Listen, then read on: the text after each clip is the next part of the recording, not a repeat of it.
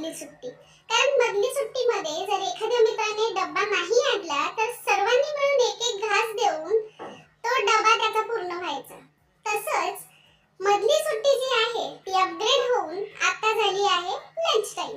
तर या lunch time मध्ये आम्ही सुद्धा अपग्रेड केलेलं डब्यामध्ये काय आणतो आज तेच मी तुम्हाला दाखवणार आहे.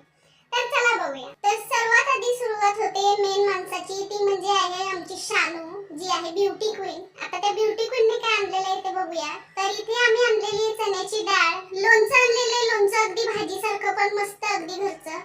रोस्टेड मखाने आणलेले, आता मखाने कोण खातं तर आम्ही. चपाती आणलेली आहे. त्यानंतर ही आहे आमू.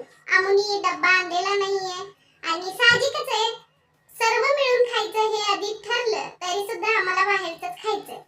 तर यांनी कॅन्टीन मधून आणलेले आहे. कॅन्टीन जिंदाबाद, कोणताही वार असो नॉनव्हेज मस्त. त्यानंतर हे आहेत आमचे मंगू साहेब. तर मंगू साहेबांनी आणलेलं आहे हे वांग्याचं भरीत. त्यानंतर आणलेली आहे भाकर. भाकरी सोबत आणलेली आहे चपाती. तर ज्यांना चपाती खायची, ज्यांना भाकर खायची ते खाऊ शकतो आणि कोणी कसंही खाव. बाबा आम्ही आहेत देसी, नेहमी आम्ही हातानेच खातो. अगदी घरचा फील हा कुठेही असताना आला पाहिजे.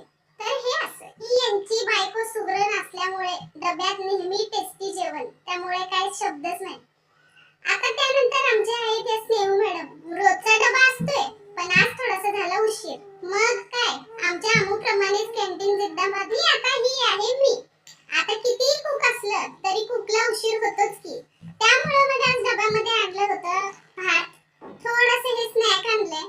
त्यानंतर आणलाय डाळ भोपळा. डाळ भोपळा मला खूप आवडतं. तर तुम्ही तुमच्या डब्यामध्ये काय काय आणता हे कमेंटद्वारे नक्की कळवा.